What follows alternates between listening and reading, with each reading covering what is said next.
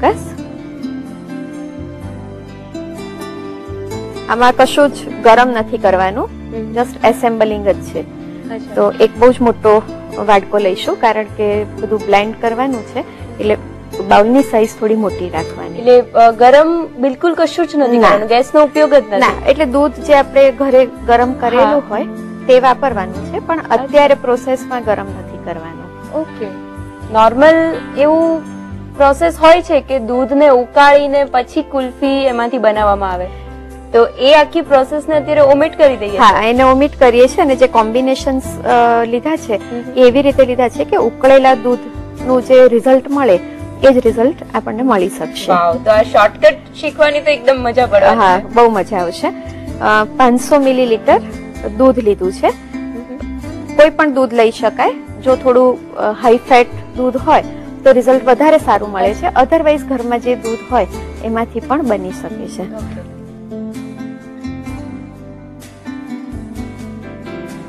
500 millilitre દૂધમાંથી જ થોડુંક દૂધ જુદું કાઢી અને જે મોળા પ્રકારના બિસ્કિટ આવે છે એ દૂધમાં પલાળી રાખ્યા છે.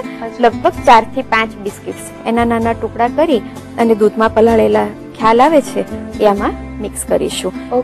જે પ્રમાણ લીધેલું છે એ પ્રિસાઇઝ રહેવાનું તો પરફેક્ટ રિઝલ્ટ આવે, અધરવાઇઝ નહીં તો અંદર ક્રિસ્ટલ થઈ શકે.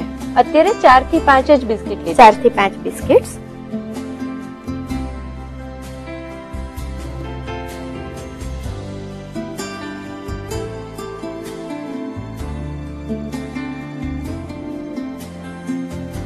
$400 ગ્રામ કન્ડેન્સ મિલ્ક છે એ લઈશું.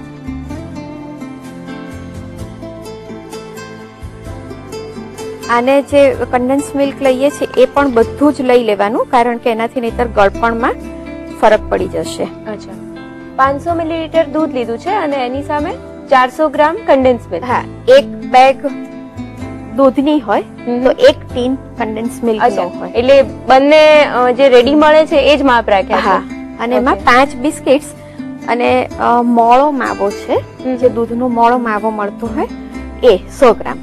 ઓકે. એને ભૂકો કરીને નાખીશું અથવા છીણીને નાખીશું. અચ્છા. આપણે એને તોડી કાઢી ગઠ્ઠા.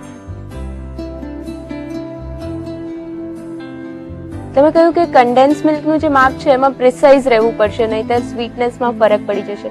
તો કન્ડેન્સ મિલ્ક થી જ સ્વીટનેસ આવવાની છે, બીજી કોઈ સ્વીટનર એડ કરીએ છીએ? ના, એડિશનલ સ્વીટનેસ નાખવાની જરૂર નથી. કન્ડેન્સ મિલ્કનું જે પ્રોપોર્શન છે એ પરફેક્ટલી, આમ બી કોઈ પણ વસ્તુ જયારે ચિલ્ડ થાય ત્યારે મોળી થઈ જતી હોય, તો જે પ્રોપોર્શન નક્કી કરેલું છે એ પરફેક્ટલી ઠંડુ થયા પછી એની પ્રોપર સ્વીટનેસ મળે એટલું છે. ઓકે. ઓરેન્જ ઇમલ્ઝન છે.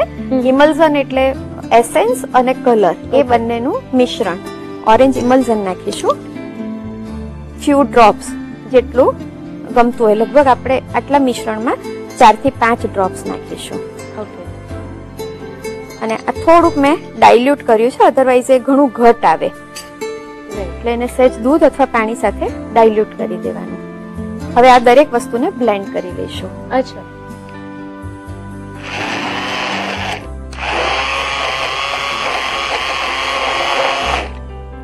માવો અને બિસ્કિટ એ એકદમ સરસ ક્રશ થઈ જાય એટલું બ્લેન્ડ કરવાનું છે. ઓકે.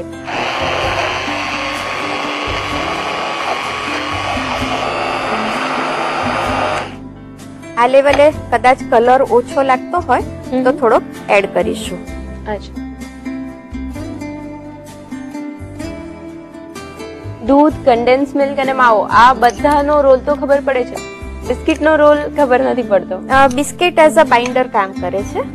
દરેક વસ્તુને, માવો છે, દૂધ છે, દરેક વસ્તુ જુદા જુદા ટેક્સચરની છે, તે એ બધાને મિશ્રણને એક રૂપે બાંધે છે. અચ્છા. એટલે એ બાઇન્ડર તરીકે ઉપયોગ કરે છે. અને જે વધારાનું જેને કહેવાય કે પાણીનો ભાગ, પાણી તો નહીં પણ જે દૂધમાં લિક્વિડનો ભાગ છે એને એબ્સોર્બ કરીને એક એને ફોર્મ સ્વરૂપ આપવા માટે કામ કરે છે. રાઈટ. એટલે કુલ્ફી જે ફોર્મમાં ખાવી છે એ ફોર્મ લાવવા માટે બિસ્કિટ બહુ અગત્યનું છે.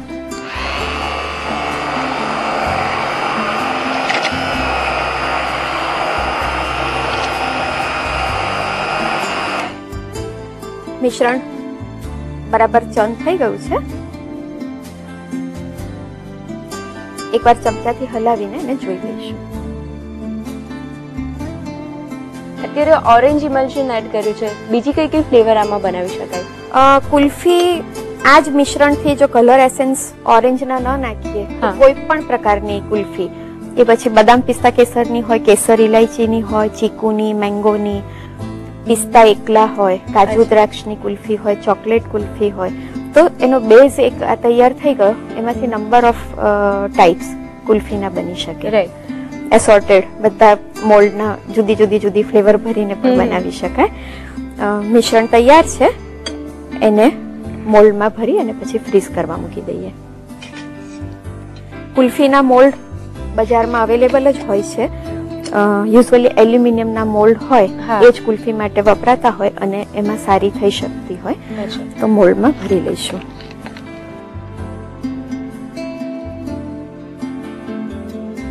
કુલ્ફીના મોલ્ડને ગ્રીસિંગ કે એવું કશું કરવાની જરૂર નથી પડતી? ના, કશું જ નથી કરવું પડતું.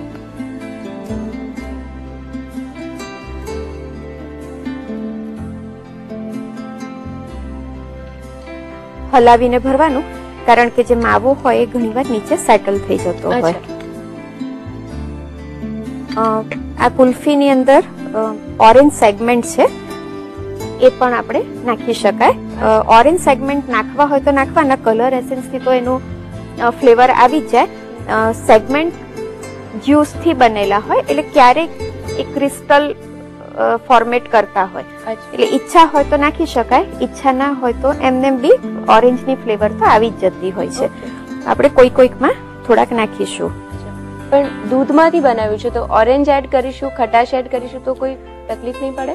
ના, જ્યારે ઠંડી વસ્તુ હોય એમાં સિટ્રસ ફ્રૂટ પણ જો એડ કરતા હોઈએ તો બહુ વાંધો નથી આવતો.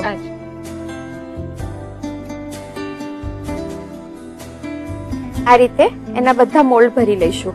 આ જ કુલ્ફીને જે ટીનના ડબ્બા આવતા હોય છે એમાં ભરીને પણ ફ્રીઝ કરી શકાય. તેની રાઉન્ડ સ્લાઇસ કાપીને સર્વ થઈ શકતી હોય છે.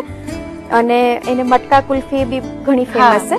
તો નાની નાની કુલડીઓમાં ભરી અને ઉપર કેસર પિસ્તા અને ઇલાયચીને ભભરાવી અને બટર પેપર હોય એનાથી રબર બેન્ડ બાંધી અને પછી એ પણ ફ્રીઝ કરી દઈએ તો મટકા કુલ્ફી પણ આ જ રીતે. એટલે બેઝ આ જ રહે છે, એને અલગ અલગ ફોર્મમાં બનાવીને સર્વ કરી શકાય છે.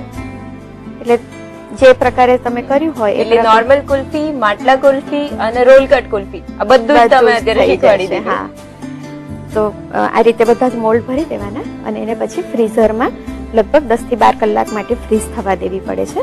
તેને ફ્રીઝરમાં મૂકી દઈશું.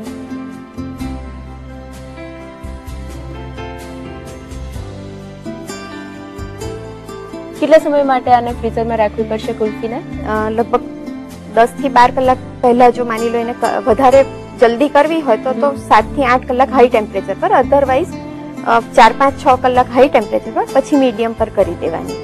એટલે જ્યારે પણ કાઢીએ ત્યારે તરત જ સર્વ કરવા યોગ્ય હોય. લગભગ કુલ્ફી 12 કલાકે તૈયાર થઈ ગઈ છે. હવે એને અનમોલ્ડ કરવા માટે રૂમ ટેમ્પરેચરનું પાણી હોય એની અંદર મોલ્ડ બોળીશું.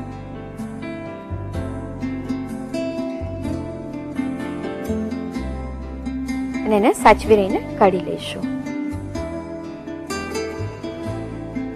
સર્વિંગ પ્લેટમાં લઈ લઈશું એને.